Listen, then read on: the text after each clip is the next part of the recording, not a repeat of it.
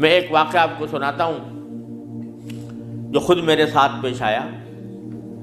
میرے پاس کئی سال پہلے کی بات ہے، جرمنی سے ایک صاحب کا میرے پاس خط آیا اور انہوں نے اپنا حال یہ لکھا کہ میں پاکستان میں تھا اور وہاں سے پھر میں روزگار کی تلاش میں جرمنی آ گیا.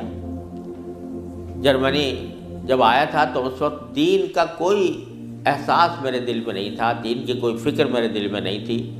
میں صرف دنیا کمانے کے لیے یہاں پر آ گیا تھا، تو نہ اپنے دین کی کچھ خبر تھی، نہ معلومات تھی، نہ اس پر عمل تھا. لیکن یہاں پر رہتے رہتے میں نے ایک کرسچن لڑکی سے میرے تعلقات ہو گئے اور پھر میں نے اسے شادی کر لی.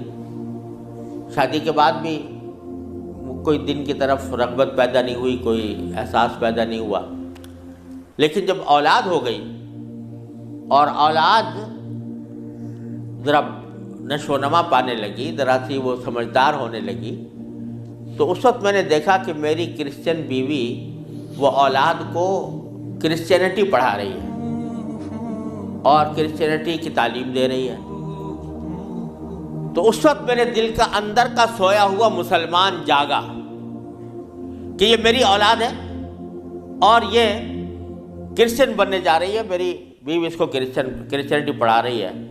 تو میں نے اپنی بیوی سے کہا کہ تم اس کو یہ کرسچینٹی مت پڑھاؤ. بیوی نے کہا میں کیوں نہ پڑھاؤں، یہ میری بھی اولاد ہے اور میں اس کو حق سمجھتی ہوں، تو اپنی اولاد کو بھی ویسے ہی بنانا چاہتی ہوں. میں نے کہا نہیں، کرسچینٹی حق نہیں ہے، اسلام برحق ہے.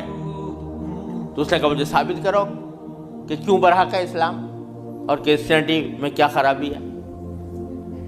تو اب میرے پاس علم تو تھا نہیں، مجھے اپنے دین کا بھی پتہ نہیں تھا، کرسچینٹی کا بھی پتہ نہیں تھا. لہذا جب وہ بات کرتی تو میں اس کا جواب دینے کے لیے کی پوزیشن میں نہیں تھا، اس کے سوالات کا جواب نہیں دے سکتا تھا، اس کے اعتراضات کا جواب نہیں دے سکتا تھا. تو میں اس مشکل میں ہوں کہ میری اولاد وہ میری بیوی کی تعلیم و تربیت کے نتیجے میں کرسچن بننے جا رہی ہے اور میرے دل پر آرے چل رہے ہیں، میں کچھ کر نہیں سکتا. تو آپ مجھے کوئی طریقہ بتائیے. یہ خط میرے پاس آیا تو میں نے اللہ تبارک و تعالیٰ سے دعا کی کہ اللہ کوئی ایسی تدبیر اس دل میں ڈال دیجیے کہ جس سے اس بیچارے مسلمان کی مشکل حل ہو. تو میں نے اس کو لکھا کہ ایک تو میری کتاب ہے واٹ از کرسچینٹی کے نام سے، جس میں کرسچینٹی کے بارے میں تفصیل ہے. تو وہ کتاب میں نے